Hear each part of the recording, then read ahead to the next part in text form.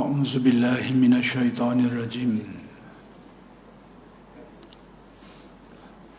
بسم الله الرحمن الرحيم الحمد لله رب العالمين وبه نستعين اللهم صل على سيدنا محمد النبي الأمي وعلى آله وصحبه وسلم رب اشرح لي صدري ويسر لي أمري واحلل عقدة من لساني يفقه قولي ولا حول ولا قوة إلا بالله العلي العظيم إلهي أنت مقصودي ورضاك مطلوبي أعطني محبتك ومعرفتك السلام عليكم ورحمة الله وبركاته الحمد لله والشكر لله. Kita bersyukur kehadirat Allah Subhanahu wa Ta'ala yang telah mencipta kita, memanjangkan umur kita dan mengurniakan kepada kita nikmat-nikmatnya sangat banyak zahir dan batin. Mudah-mudahan segala nikmat-nikmat yang dikurniakan itu sentiasalah dikurniakan kepada kita dan dijadikan kita termasuk dalam kalangan orang-orang yang bersyukur. Mudah-mudahan dengan berkat syukur Allah Subhanahu wa Ta'ala menambahkan lagi nikmat kurniaannya kepada kita semua. Dan insya-Allah pada malam ini akan disambung lagi pengajian kitab Sairus Salikin karya Syekh Abdul Samad Al-Palembani rahmatullah alaih. Muka surat 27 dah.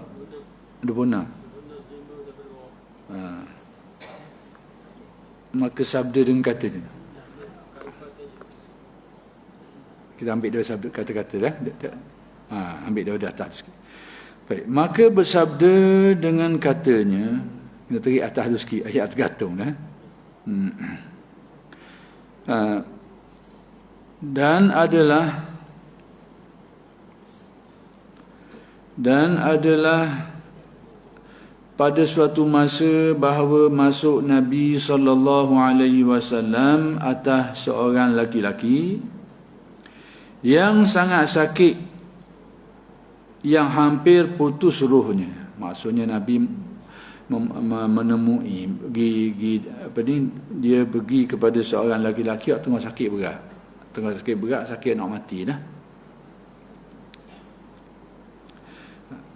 Yang hampir putus rohnya maksudnya nak mati lah tu. Sakit yang sakit yang menunjukkan tanda dia nak mati. Baik, maka bersabda dengan katanya, sabda Nabi, kaifa tajiduka? Faqala ajiduni akhafu dhunubi wa arju rahmata rabbi. Faqala sallallahu alaihi wasallam majtama'a fi qalbi 'abdin fi hadzal mautini illa a'tahu Allahu ma rajahu wa ammanahu mimma yakhafu. Artinya, betapa engkau dapat akan dirimu itu? Nabi tanya, guana mu rasa? Gitulah bahasa kita hari ni kau. Sekarang ni mu rasa guana? Keadaan dirimu ni guana? Nabi tanya dia. Jadi bahasa lama dia bunyi lain, bahasa lama. Betapa engkau dapat akan dirimu? Ini bahasa tua. Bahasa kita hari ni, dah guana dah keadaanmu. Bahasa kita lah ni. Maka sembah ia, jawablah orang yang sakit tu, adalah aku dapat akan diriku, takut akan dosaku, dan aku mengharap rahmat Tuhanku. Pada waktu dia sakit tu, dia rasa aku mendapati diriku ni rasa takut atas dosa-dosa aku buat dulu tu, atas dosa kesilapan, kesalahan, dosa-dosa lepas-lepas tu aku takut. Kemudian dalam masa yang sama, aku mengharapkan rahmat Tuhanku. Dalam masa yang sama pula, aku haraplah Allah Ta'ala berikan ampunan kat aku, maafkan aku. Ada dua. Dia takut pandang atas dosa-dosa dia tu macam-macam tu. Tapi dalam masa sama dia mengharapkan Allah Ta'ala yang maha pemurah, maha penyayang, maha pengampun. Ada dua perkara atas diri dia. Maka sabda Nabi SAW, Nabi pun kata, tiada berhimpun keduanya itu di dalam hati hamba Allah, di dalam tempat ini, yang dalam keadaan seperti ini ni, melainkan memberi Allah Ta'ala akan barang yang diharapnya itu. Seseorang tu tak akan berkumpul dua perkara tadi tu, iaitu dia takut dan diharap. Melainkan Allah Ta'ala beri apa yang diharap. Dah apa benda diharap? Dia mengharapkan rahmat Allah, keampunan Allah. Dia Allah Ta'ala akan beri benda tu. Dan mensentosakan ia daripada barang yang ditakutinya. Dan Allah Ta'ala akan menjadikan dia ni aman daripada apa yang dia takut. Jadi Allah Ta'ala pertama sekali hadis ni sebut dia akan dapat apa yang dia harap tu, iaitu dia harap rahmat Allah. Kemudian Allah Ta'ala akan amankan dia, sentosakan dia, yakni amankan dia daripada perkara-perkara dia takut. Dah benda dia takut akibat daripada dosa-dosa dia dulu. Dia bimbang, dia takut balasan atas dosa-dosa dia tu. Dia takut Allah Ta'ala nanti akan balas ke dia dengan dosa-dosa dia buat tu. Jadi dia pertama sekali Allah Ta'ala akan amankan dia, akan lepaskan dia lah daripada apa-apa yang dia takut. Dan lagi sabda Nabi SAW. Jadi saya teringatlah, tak apalah. Sementara teringat, kita sebut Tuan Mus kan. Ini baru-baru ni adalah laporan-laporan hak sebut mengenai kitab ni hak kita ngaji sini ni. Apa benda yang disebut, dia kata dalam kitab ni ada hadis-hadis maudhu'. Guana itu. Sementara ingat, bila dia sebut bab ni saya mari teringat atas situ. Dia gini, kefahaman ini teknikal ni istilah orang ahli ilmu, orang ramai ni kadang-kadang ia tak jelas mana. Isunya bila ada orang kata dalam kitab Syairul Salikin ni ada hadis-hadis maudhu'. Apa benda hadis maudhu' ni? Hadis maudhu' ni nama je hadis, sebenarnya dia bukan hadis, dia rekaan. Dia bukan hadis Nabi. Cuma ulama meletakkan dia dengan nama tu, hadis maudhu'. Sebenarnya dia bukan hadis. Dia dah rekaan. Dan dikatakan benda tu ada dalam kitab ni. Tu saya nak kabur sikit. Ni bahaya. Kita buat kenyataan ni kena kaji biar detail dulu. Kalau tidak kita kata berfitnah besar ke orang. Ni kepada pengarang kitab ni.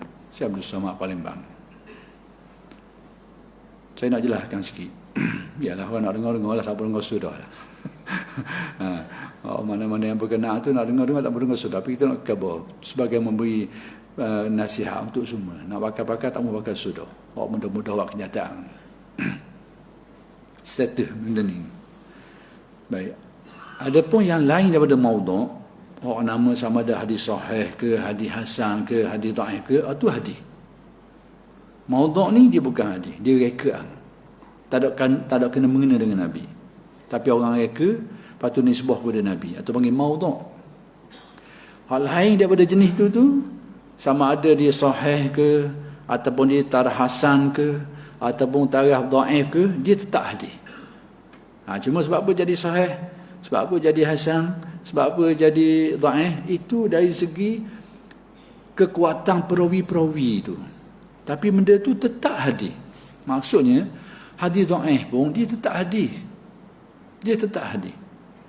Cuma orang panggil dhaif ni kerana syarat-syarat dari segi perawi dia tu untuk dikatakan sebagai sahih tu tak cukup, tak kuat. Jadi perawi itu ada kekurangan-kekurangan sehingga hadis tu orang letak pada taraf hadis dhaif. Tapi dia tetap hadis. Tidak sama macam maudhu'. Maudhu' tu tak ada kena mengena dia, orang rekaan orang. Orang kaitkan dengan hadis. Jadi kena beza situ. Jadi saya terangkan tu dulu. Bila ada orang kata dalam kitab ni ada hadis maudhu' ni, ada orang reka-reka tu buat masuk dalam kitab ni. Ni saya nak cerita cuba perhati mulai. Jadi saya nak ulang balik bahawa hadis selain daripada maudhu' ni dia tetap hadis. Sahih ke, hasan ke, dhaif ke, dia hadis. Hak maudhu' ni memang bukan hadis. Tapi cuma ulama Nabi nama hadis juga. Tapi dia sebenarnya bukan hadis Nabi. Jadi bila dibuat kenyataan bahawa dalam kitab ni ada hadis maudhu', seolah-olahnya pengarang kitab ni bawa masuk benda-benda tadi tu. Benda yang bukan hadis dibawa masuk dalam kitab ni. Baik, kita nak khabar. Kitab ni dikarang oleh Syekh Abdul Samad Palembang, ulama besar Nusantara dulu. Dia mati dalam perang ketika Kedah perang Melawang Siang dulu. Dan dikatakan kubur dia tu ada di Petani. Dan saya pernah pergilah ziarah kubur dia tu baru-baru ni. Kubur dia tu duduk kebun getah. Kebun getah. Tanah tu sekarang milik orang bukan Islam, tapi dia benarkan untuk orang buat perkarangan sikit lah untuk orang tu. Tapi bukan kawasan perkuburan sebab dia mati dalam perang. Diceritakan, ada cerita wallahu alam, kepala dia tu orang bawa lagi ke Siang, ke Bangkok. Badan dia jadi situ. Kepala dia tu. Jadi kepala ni dengar-dengar cerita lah menurut sumber-sumber, nanti saya akan sebut balik sumber. Dah pasti dah ingat lah sumber, dah boleh nak sebut sekarang. Kepala dia tu orang buat lari. Sedadu Siang ni buat lari ke kerajaan Siang tu. Dan dengar ceritanya darah dia dah kering. Dah kering darah dia tu. Diceritakan macam tu lah. Tapi tak apalah, tu kisah-kisah yang cerita yang diceritakan. Ni pengarang kitab ni, Syekh Abdul Samad Palembang ni. Baik. Di karang kitab ni dia rujuk ke mana? Dia tulis kitab ni. Dia ambil mana? Asal kitab ni adalah terjemahan bercampur dengan syarahan terhadap kitab ringkasan Ihya. Imam Ghazali tulis kitab besar namanya Ihya Ulumuddin. So, kemudian ditulis kitab kecil ringkasan daripada tu, orang panggil kitab Mukhtasar ataupun Lubab Ihya, ringkasan dia. Jadi Syekh Abdul Samad ni di karang kitab ni adalah berpandukan kepada hak asal dia tu, iaitu ringkasan Ihya tadi tu. Dia ambil daripada tu. Kemudian dia tambah yang apa yang banyak dirujuk adalah daripada Imam Ghazali. Daripada Ihya Ulumuddin, daripada kitab Al-Arba'in fi Usuluddin, dan beberapa kitab-kitab lain lagi, tapi orang lain tu tak banyak. Orang banyak dia rujuk adalah daripada Imam Ghazali. Hampir sebahagian besar rujukan dia ni daripada kitab Imam Ghazali, sama ada daripada Mukhtasar Ihya ataupun daripada Ihya sendiri. Jadi ambil situ hadis-hadisnya dengan matang-matangnya. Matang tu kitab kata-kata dia tu dan hadis-hadis yang dinukil dia ambil situ. Cuma adalah dia tambah bawah luar sikit, dicampur dengan nukilan-nukilan daripada alim ulama lain-lain sikit. Adalah pihak tu dah banyak. Baik, jadi nak kabarnya paksi kepada kitab ni adalah kitab Imam Ghazali. Dan terutamanya kitab Ihya dia tu, sama ada Ihya Absar tu ke ataupun yang diringkaskan jadi mukhtasar, itulah rujukan utama kepada kitab ni. Syairus Salikin. Jadi berkait dengan kitab Ihya Ulumuddin ni,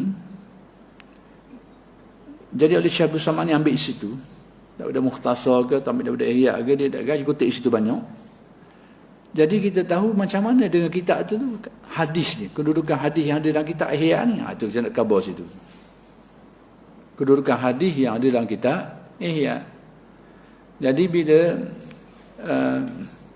ada setengah orang dia kata dalam kitab Ihya ni banyak hadis dhaif, bahkan maudhu'. Nak khabar hadis juga orang kata hadis maudhu'. Jadi saya nak beritahu bahawa hadis maudhu' itu secara umumnya tak ada dalam Ihya. Secara umumnya. Sebab apa saya kata gitu tu? Sekalipun ada orang kata ada gitu, mereka kata ada banyak hadis dhaif, waktu cerita lain. Dan maudhu' pun ada juga. Hadis ni masuk benda tu reka, benda tu bukan hadis tapi dia bawa masuk kata hadis. Baik, secara umumnya saya nak beritahu, secara umumnya tak ada hadis maudhu'. Sebab apa saya kata gitu? Ceritanya begini, Imam Ghazali tulis kitab besar ni. Jadi ulama-ulama di kemudian hari ni cubalah, oleh kerana Imam Ghazali tulis kitab dia tu tidak menyatakan secara jelas tentang sanad-sanad dan sebagainya tu. Sumber hadis tu sanad ni sumber-sumber hadis tu lah. Jalur penceritaan tu ni, orang ni sanad dia tu, silsilah dia tu. Jadi ulama-ulama terkemudian hak mari lepas Imam Ghazali ni, mereka cuba untuk melihat sanad-sanad tadi tu. Rujukan dia tu, sumber-sumber dia tu. Maka antara tokoh-tokoh awal hak kaji kitab ni, kitab Imam Ghazali ni, yang daripada kitab tu Syekh Abdul Samad tulis ni, antara tokoh-tokoh awal adalah iaitu Syekh Tajuddin As-Subki. Dia kaji kitab Ihya ni dan nak tengok hadis-hadis dalam tu, dan dia kata kat nak 1000 ada. Hadis dalam kitab Ihya ada kat bukan 5000 lebih hadis. Ada hak berulang, ada hak tak berulang. Capur-capur semua tu 5000 lebih hadis dalam kitab Ihya. Lebih kurang. Dekat nak 1800 lebih kurang gitulah. Hadis yang disebut sebagai la aslalahu. Nak kabarnya ulama-ulama dulu sekalipun tidak jumpa cari punca, tidak kata benda tu maudhu'. Sebab maudhu' ni maksudnya rekaan, orang reka. Tapi ulama dulu tak kata benda tu maudhu', tak kata hadis tu hadis reka. Cuma dia kata ke mana? Sebab dia tak jumpa cari punca, dia kata la aslalahu. Dia tak ada punca, tak jumpa punca. Tapi tak kata maudhu'. Sebab apa? Maudhu' artinya kita pasti benda tu memang bukan hadis, memang benda tu rekaan. Hak ni ulama tak pasti. Tapi mereka tak kata maudhu'. Kita buat pandai-pandai. Kita ni buat pandai-pandai. Jadi ulama dulu kata la aslalahu ni dengan arti tak tahu punca, tak dapat nak kesang. Ada kat lebih kurang 800 hadis-hadis yang As-Subki tak dapat nak kesang. Hak lain-lain tu dia dapat kesang sumber dia. Dalam ambil dia ada Bukhari pun ada, Muslim pun ada, sunang-sunang yang lain pun ada. Tapi lebih kurang 800 lebih lagi hadis ni tak dapat nak kesang. Tapi tak kata maudhu'. Sebab apa? Kerana ulama dulu tahu. Mungkin setakat yang dia tahu setakat tu. Hak lain mungkin dia tak tahu lagi. Sebab tu dia kata gitu. Baik. Bila gitu, selepas daripada As-Subki ni, mari pula ulama-ulama lain. Zaman kemudian pula, mari pula beberapa ulama. Antaranya, kita ambil orang kenal lah, orang suhu. Antaranya, orang panggil Zainuddin Al-Iraqi. Al-Iraqi ni, dia buat kajian balik. Tengok semula, cari semula. Ni zaman lepas tu pula tu. Kaji semula, tengok semula sebab zaman ni berkembang.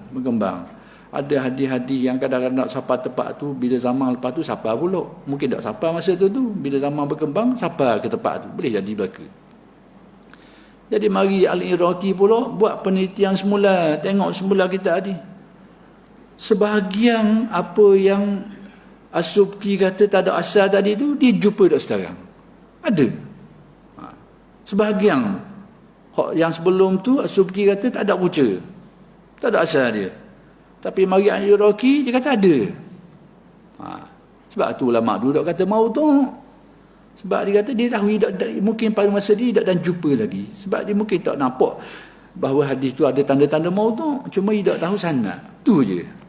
Sebab tu ulama dulu tak berani kata maudhu'. Dia kata tak jumpa punca je. Hak kita ni hak kata buluk ni kita. Hak berani dak lalu ni. Jadi mari Al-Iraqi dia kata sebahagiannya tu dia kata ada punca, ada sanad dia. Ada asal dia, ada sumber dia. Tapi ada lagi hak separuh hak dak dan dijumpa juga. Iraqi masih ada lagi hak dia dak dan jumpa cari pula.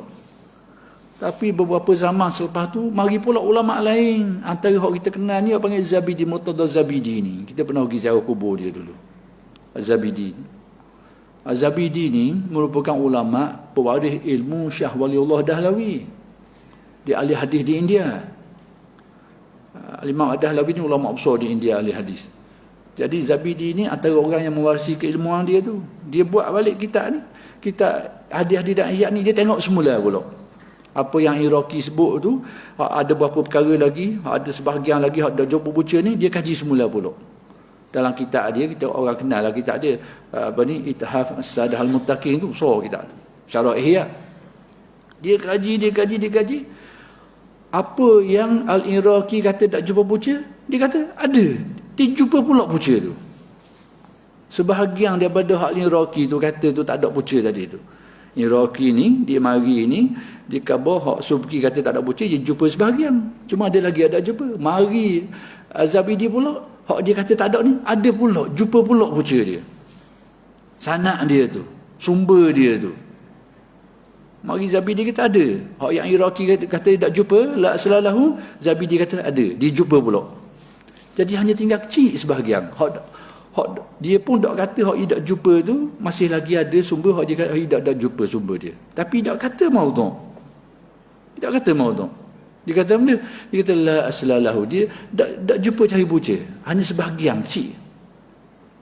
Ada sebahagian lagi. Kemudian mari pula lah pengkaji-pengkaji hak kedian-kedian ni kaji pula. Dan mereka mendapati sebahagian hak yang Zabidi kata tak ada punca tu, jumpa pula punca dia. Jumpa dia punca pula. Ada sanad dia, ada sandaran dia, ada punca dia. Dari mana punca hadis tu? Cuma akhir sekali, sampai sekarang yang terbaru kita dengar, hanya beberapa saja lagi, beberapa hadis saja lagi yang belum dijumpai punca sanad dia tu. Cuba tengok. Daripada kat 1000 tak jumpa punca, mari awak kediang jumpa sebahagian pula. Mari awak kediang lagi jumpa pula sebahagian. Sebab tu ulama dulu tak kata maudhu'. Sebab dia masa tu setakat yang dia tahu, setakat dia ada kaji, setakat dia jumpa tu je. Dia tak berani kata benda mereka. Sampai sekarang hanya tinggal beberapa saja lagi yang belum dijumpai punca sandaran dia tu. Tu saya nak khabar bahawa secara umumnya, bahawa dalam kitab Ihya ni saya berani nak kata, saya berani nak kata, orang nak bakar ada orang lah, bahawa tidak ada hadis maudhu' dalam Ihya. Berdasarkan kepada sejarah tadi tu tak ada hadis maudhu'. Sehingga ulama-ulama hak tak jumpa pun dia tak kata benda tu maudhu'. Cuma dia kata tak ada punca, tak jumpa punca. Jadi kita fahamlah bila ada timbul cerita-cerita ni mengaitkan hadis maudhu' ni, kita tahulah tujuannya benda. Ni kitab ni satu hari tengoklah, termasuk yang akan disenarang hitam lah lagi ni.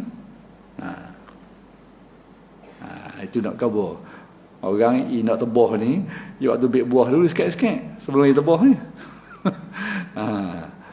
Ni kita kena berhati-hati ni, kenyataan gini ni kena berjaga-jaga.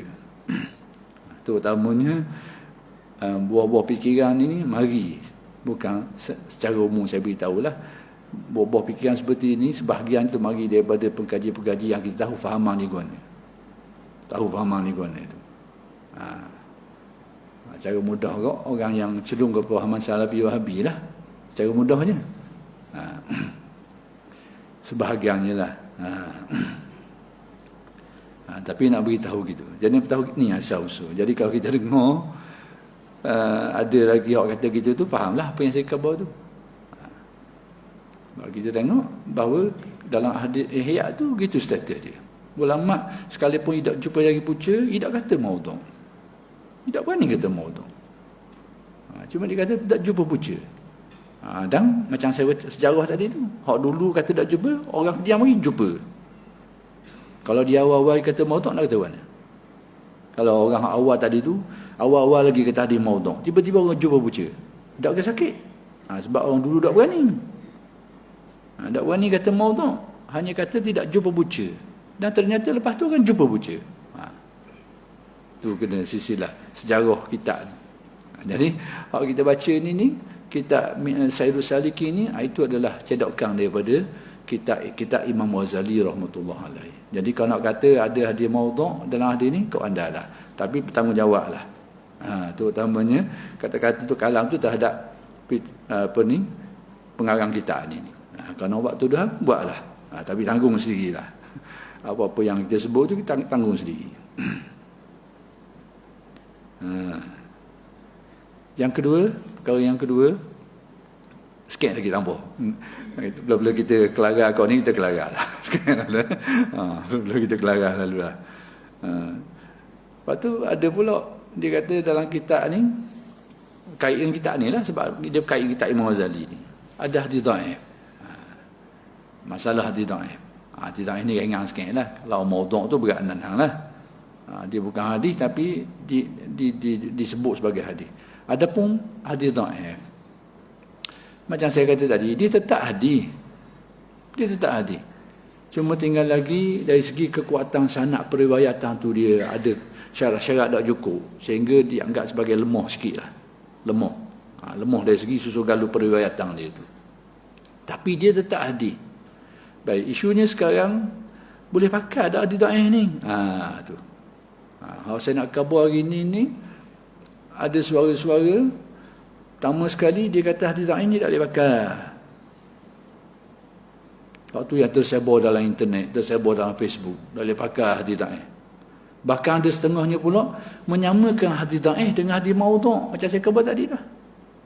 Tak sama. Maudhu' ni memang bukan hadis, rekaan. Hadis dhaif dia tetap hadis. Cuma sanad dia je lemah. Tak sama dua tu. Tapi nak khabar, ada orang cuba menyamakan. Soalnya bila dhaif, maudhu' lah tu. Ini sudah bercanggah dengan keilmuan ulama-ulama hadis dahulu kala. Canggah. Sekarang sepoin lagi saya nak khabar, bila hadis dhaif ni boleh pakai ke tak? Kita ni kita tak sedar. Bila kita semayang, kita beri salam, kita sapu muka. Dalam mazhab Syafi'i, sunat, mustahab. Benda tu yang dituntut. Sebenarnya hadis tentang sapu muka ni hadis dhaif. Hadis dhaif. Tetapi ulama-ulama mazhab dalam Syafi'i, mazhab Syafi'i ni pakai benda tu. Mereka berpendapat boleh pakai. Boleh pakai. Ulama-ulama Syafi'i kata benda tu boleh pakai. Baru-baru ni kita dengar ada satu tempat mana tak tahulah, Terengganu kita ni mari pelik-pelik lah ni Terengganu. Kau pelik-pelik mari. Jadi waktu big isu buah-buah gini ni sapu muka ni tak hadis tak sahih. Tak sahih. Dia kena molek tu kan cakap tu sahih pun tak apa jelas, benda sahih dah tahu. Orang ramai ni dengar ya dua je, sahih tak sahih. Pada banyakkan kita tengok orang ramai ni, oh sahih ke tak. Seolahnya bagi dua je. Oh ni sahih, lawan dia tu tak sahih. Maksud dia pakai learning. Tapi ulama-ulama hadis tak kata gitu. Bila tak sahih, turun darjah hasan. Bila lemah lagi, kurang lagi, turun darjah dhaif. Kurang sekali. Tapi dia tetap hadis, dia bukan tak sahih. Cuma dia lemah dari segi periwayatan dia tu. Tapi dia tetap hadis. Tapi hari ni satu kecenderungan ni tolak ada hadis dhaifnya. Ini saya nak cerita sikit.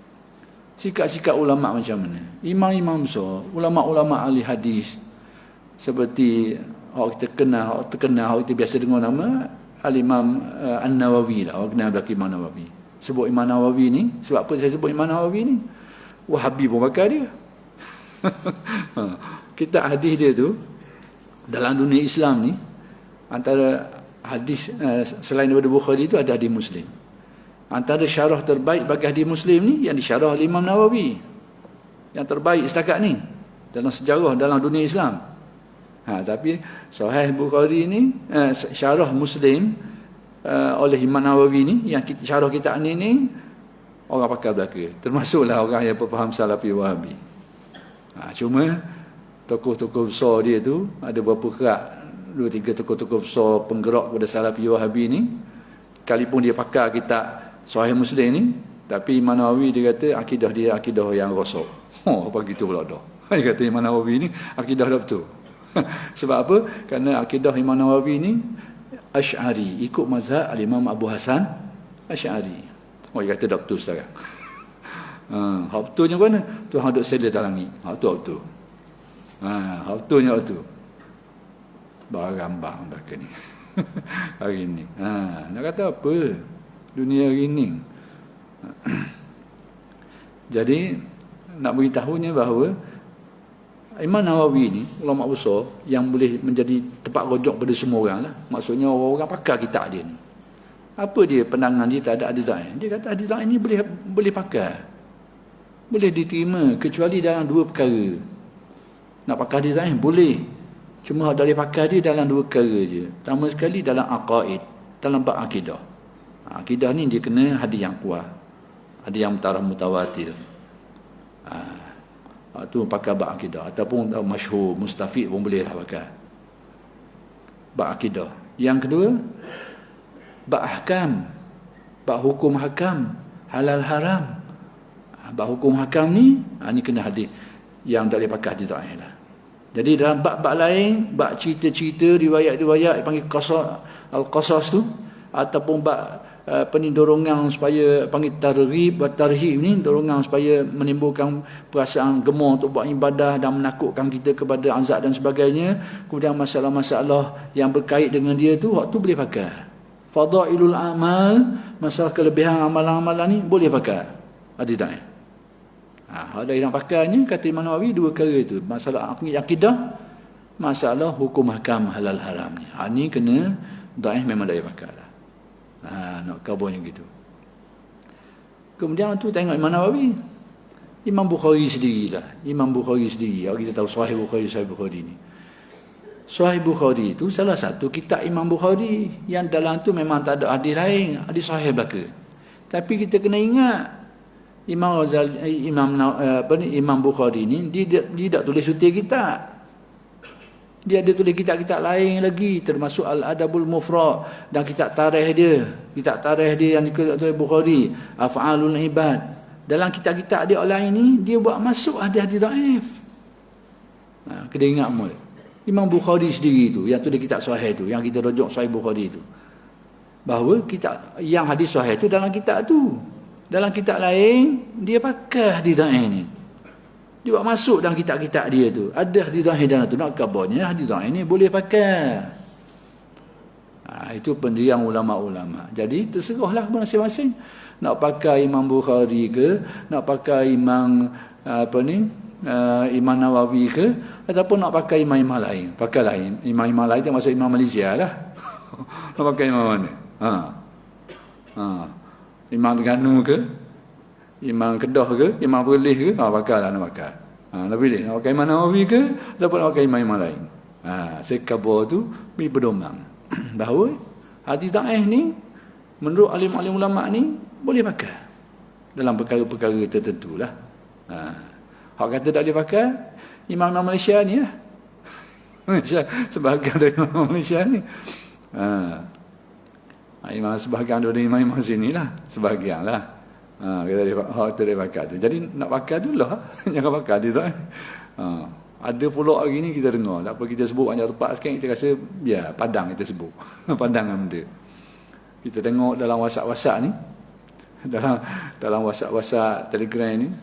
Bila timbul isu apa-apa, tanya dulu. Hadis sahih tak? Tanya tu dulu.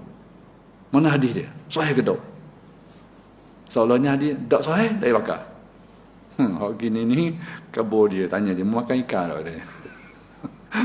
Mau makan tak ikan? Kata. Kamu nak pakai hadis sahih saja, lepas ni mau jangan makan ikan. Kabur dia gitu. Sebab apa ikan kita makan ni, bakar. Hak sapa kita tak ada ikan, tak ada orang goreng ikan tengah-tengah hidup lagi gitu. Semua hak sapa kita ni tak hak mampu belaka dah. Hak mati belaka dah, mati di laut, mati dalam bukat lagi tu. Tarah dia tu mayitah ni bakar. Tarah bangkai. Dah boleh makan tu sebab apa? Kerana ada hadis Nabi.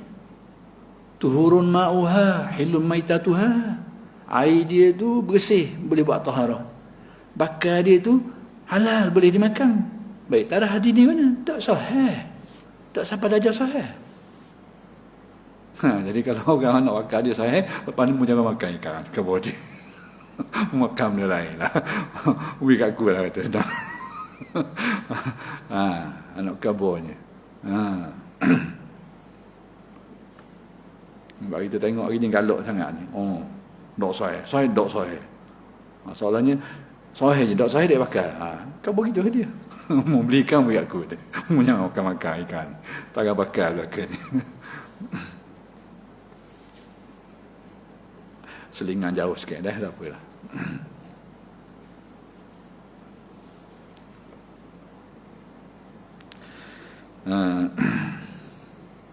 Baik. Dan lagi sabda Nabi SAW. Inna rajulan kana yadinun nasa fayusamihul ghaniyya wa yatajawazu 'anil mu'assara falaki Allah ta'ala wa lam ya'mal khairan qat faqala Allah ta'ala man ahaqqu bizalika minna. Ini dalam kitab saya ni ada kesilapan tarik sini sikit. Man ahaqqu bizalika minna. Minna tu satu perkataan. Lepas tu jadi perkataan dalam kitab saya ni tulis pe ain alif tu silap tu. Fa'afa. Ain pe alif. Pe tak ada ustaz. Tengok kitab baru dia dah. Boleh pakai kitab baru. Jadi sini ni pe ain alif. Patutnya pe ain fe alif. Ada pe tak ustaz lagi antara ain dengan alif? Tak ada dah. Tu kitab sama macam saya hak lama. Hak baru saya rasa mungkin dia orang betul balik dah. Ada ya? Hak baru dah. Jadi betulnya man ahaqqu bizalika minna fa'afa. Itu tu. Fa'afa anhu li husni zannihi wa rajaihi an ya'fa anhu ma iflasihi min at-ta'at. Tengok. Artinya bahawasanya adalah seorang laki-laki menghutangi akan manusia. Ni ada seseorang ni tapi dia banyak berhutang orang. Dia berhutang, bukan dia berhutang orang, berhutang orang. Berhutang orang. Menghutangi akan manusia, ini berhutang orang. Maka memaafkan ia daripada tiap-tiap orang yang kuasa membayar akan hutangnya itu. Orang yang mampu bayar hutang mungkin tak bayar, ia beri maaf lah. Payah ini. Jadi orang berhutang dia tu tapi dia mampu bayar tapi mungkin dia tak bayar ataupun dia tak ingat bayar ke, dia maaf gitu je. Ni orang ni. Tapi orang bagi berhutang dia bagi cari orang gini. Kek kena rasa hutang. Tapi tak apa nak apa model ada orang gini. Nak ada apa dia jadi gitu, nak ada apa? Baik, dan melepaskan daripada tiap-tiap orang yang kesusahan membayar hutangnya. Manakala orang hendak mampu, orang miskin, dia langsai. Hak mampu, orang tak mampu, hak mampu mungkin tak ingat apa pelik payah nak bayar, ya maaf gitu je. Ya maaf. Hak tak mampu, dia langsai gitu je. Baik, itu sikap dia, ni orang lelaki ni. Baik. Maka mendapatkan ia akan Allah Ta'ala kemudian daripada matinya. Yang ni bila dia mati, dia menghadap Allah. Di alam barzah lah. Baik. Padahal, ia tiada berbuat amal kebajikan sekali-kali yang lain daripada yang demikian itu. Jadi, amalan-amalan yang tak ada. Adanya tu je. Maksudnya orang berhutang tak bayar, ya maaf. Orang tak mampu bayar, ia langsaikan gitu je. Kebajikan-kebajikan lain, amalan lain, tak buat. Tak ada sikit. Orang lain tak ada. Itu je baik dia. Baik. Maka firman Allah Ta'ala berfirman dalam hadis ini, siapa yang berlebih hak dengan demikian itu daripada kami? Kata Allah Ta'ala, siapakah yang lebih berhak untuk beri, untuk macam menyelesaikan urusan orang ni selain daripada kami, kata Allah. Maksudnya akulah, Allah Ta'ala kata, yang akan selesai urusan dia ni. Maka memaafkan Allah Ta'ala daripadanya akan segala dosa itu. Sebab dia ni tak ada kebaikan lain. Kebaikan dia dua kali dia. Kebaikan lain tak ada. Tapi Allah Ta'ala beri keampunan, kemaafan ke dia. Tengok. Aspek mana? Tak ada siapa kita tengok ni. Jadi mungkin tak berapa siku sikit lah dengan kenyataan setengah orang yang akan saya sebut sikit. Tengok. Memaafkan Allah Ta'ala daripadanya akan segala dosa itu kerana baik sangkanya akan Allah. Kerana dia baik sangka. Baik sangka kan dia mengharapkan keampunan Allah. Dia ada keharapan. Sekalipun dia tak buat kebaikan, tak ada, dia buat dua kali tapi dia ada baik sangka dia terhadap Allah. Baik sangka ni harapan dia.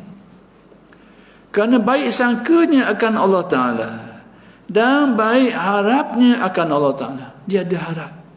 Dia mengharapkan rahmat Allah, keampunan Allah. Sekalipun dia orang bukan orang baik, orang jahat, tapi dia ada kerana ni. Dia ada baik sangka dia terhadap Allah. Baik sangka ni Allah Ta'ala tahu Allah Ta'ala ni Tuhan yang sebenar. Dia lah Maha Pengampun, Maha Penyayang. Dan dia mengharapkan Allah Ta'ala beri keampunan ke dia. Dia ada buah ni. Bahawa ia memaafkan daripadanya, yakni dia mengharapkan Allah Ta'ala ampunkan dia. Dia ada harapan tu. Memaafkan daripadanya akan dosanya itu. Serta ia papa daripada ta'at, sedangkan dia sendiri tak ada amalan ta'at lain. Papa ni tak ada amalan lain. Adanya hak ni je. Tapi Modal dia ada harapan yang tinggi. Dia harap Allah Ta'ala apung dia, maaf ke dia. Dia ada baik sangka terhadap Allah Ta'ala. Dia keyakinan Allah Ta'ala ni memang Allah Ta'ala ni maha pengampun, Engkau memang maha penyayang sungguh, maha pemberi rahmat, dan aku ni mengharap sungguh keampunan. Dia ada buah tu. Tapi amalan tak ada, muflih tak ada, kosong tak ada. Yang ni serta ketiadaan amal yang kebajikan, tak ada amalan kebajikan dia. Ni kita tengok ni, kita nak jelas gini kadang jadi timbul tanya sikit. Dia bukan nak suruh orang jangan beramal, jangan baca saya sosang. Kalau gitu kita buat model ni, jangan beramal, kita ada harap sudah lah, jangan buat model tu. Harapan ni tak akan bagi mudah-mudah. Mungkin kita pelang, boleh buat pelang gini, kita tak jawab beramal, kita tanah harapan sudahlah, jangan harap. Dia tak mari bawah mudah-mudah ni. Nanti kita tengok.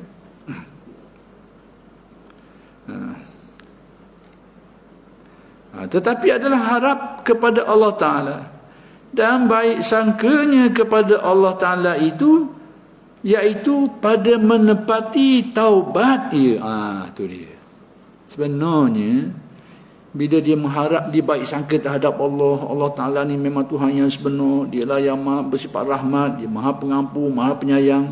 Kemudian dia mengharapkan sangat keampunan berdemu. Sebenarnya itulah hakikat taubatnya. Jadi dalam sikap tu ada makna taubat ni, kata Syamsul Samad. Iaitu pada menepati taubat. Jadi apa yang dia ada tu, dia baik sangka dan mengharapkan Allah, sebenarnya itulah hakikat taubat. Itulah hakikat taubat. Jadi kalau orang tak faham, dia akan timbul, dia akan canggung, dia akan bertembung dengan satu kenyataan mana? Ada setengah orang kata, kita ni tak akan sesat dosa-dosa kita kecuali dengan taubat. Tak ada cara lain tau. Itu tak tepat. Tadi nak sesat, hak kewajipan kita mesti dengan taubat. Tak ada cara lain. Itu tak tepat. Sebab apa saya kata gitu? Ni, nak kabarnya, puncanya. Orang yang ada kesalahan dosa ni, penyelesaian dia tu memang dasarnya taubat. Memang tu penyelesaian hak asas dia. Mana-mana dosa yang tidak ditaubatkan, pada dasarnya dia akan tanggung seksa. Kecuali ada sumber-sumber lain yang membantu untuk menyelesaikan. Kalau dia taubat, tak timbul masalah lah, selesai. Masalah sekarang ada dosa yang dia tidak taubat, ataupun dosa lama yang terlupa taubat. Kali-kali dia ingat apa sudah. Mungkin dia buat dulu, masa tu dia tak taubat. Kedian tu mungkin dia sedar, tapi dia ingat dah dulu-dulu tu. Hak jelasnya dia tak taubat. Jadi pada dasarnya apa yang tak taubat ni dia akan tanggung seksa lah. Dia akan tanggung azab atas dosa-dosa yang tidak taubat. Baik. Ada tak sumber-sumber lain yang boleh membantu dia menyelesaikan hak ni, hak tak selesai ni? Ada lagi. Sebab tu jangan, Al-Quran ni bukan satu ayat je, hadis Nabi pun bukan satu hadis je, kena tengok ayat-ayat lain juga, tengok hadis lain juga. Ada antaranya yang boleh membantu menyelesaikan kikih ni, iaitu antara je dengan syafaat. Syafaat. Dah apa benda syafaat? Syafaat ni pertolongan daripada hamba-hamba Allah yang diberi kemuliaan oleh Allah. Mungkin seseorang tu dia kasih ke Nabi, dapat syafaat Nabi. Seorang tu banyak selawat ke Nabi, dapat syafaat Nabi. Mungkin seorang tu kasih kepada awliya, dapat syafaat pada wali. Seorang tu kasih banyak berkhidmah kepada alim ulama, dapat syafaat pada alim ulama.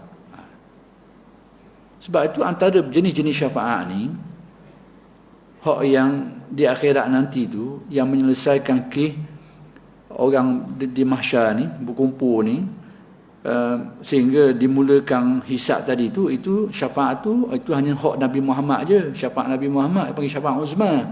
Dengan syafaat Nabi dah baru dimulakan hisab. Tapi kita jangan ingat syafaat ni satu je. Ada beberapa syafaat lagi, antara syafaat ni ialah iaitu orang yang ada kesalahan ada selesai akan dimasukkan ke dalam neraka, tapi sebelum dia masuk tu dia dapat syafaat sehingga tidak dimasukkan. Sepatutnya akan kena masuk dah ni. Tidak selesai. Kalau selesai dengan taubat, tak ada masalah lah. Sekarang ni hak tak selesai ni. Hak tak selesai. Jadi, nak akan dimasukkan ni. Tapi sebelum dimasukkan tu, dia dapat syafaat dulu. Maka dia tidak dimasukkan. Kemudian ada sejenis syafaat lagi pula. Hak masuk dah dalam. Kerana masalah dosa dah selesai ni lah. Masuk dalam neraka dah. Sudah diazab dah. Tapi dengan syafaat, tidak diselesaikan azab tadi tu, terus dikeluarkan. Masuk dah lah. Sepatutnya tak keluar lagi. Tapi dengan syafaat, dia dikeluarkan daripada neraka. Jadi, ini juga yang menyelesaikan bagi kih-kih yang tidak diselesaikan. Dah apa lagi? Antaranya, perbuatan-perbuatan baik yang kita buat setelah kita buat buruk. Itulah yang disebut dalam hadis Nabi. Wa atbi'is sayyi'atal hasanata tamhuha. Ikutilah perbuatan buruk yang kita buat ni dengan perbuatan baik.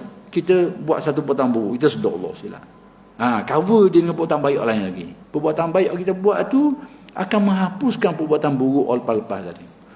Mungkin adalah ulama yang berkhilaf. Hak gitu tu dosa besar, dosa kecil. Hadis tu khabar umum. Sebagian ulama kata dia hanya membabit masalah dosa kecil. Tak apalah, itu hudayang alim ulama. Tapi secara umumnya itu salah satu penyelesaian. Perbuatan baik yang orang buat yang dituruti selepas perbuatan buruk dia buat tu. Apa lagi yang boleh menyelesaikan masalah ni? Kafarah, kifarat. Apa nama kifarat? Iaitu musibah-musibah yang mengenai seseorang. Dia kena bala, dia kena susah, dia sakit. Kifarat ini akan menggugurkan dosa-dosa dia. Kalau dia taubat, memang selesai, tak ada masalah dah. Sekarang ni tak selesai lagi ni. Maka antara yang menggugurkannya adalah kifarat tadi tu. Iaitu Allah Ta'ala musibahkan dia, balakan dia, dia bersabar. Dia bersabar bertahan, maka dinamakan kafarah, kifarat. Apa makna kifarat? Dia akan menggugurkan dosa-dosa itu. Sebahagian. Dan ada lagi lah beberapa sumber lain lagi lah. Kerana isyak kita sambung semula lah. Jadi panjang pula. Wallahu subhanahu wa ta'ala alam. Assalamualaikum warahmatullahi wabarakatuh.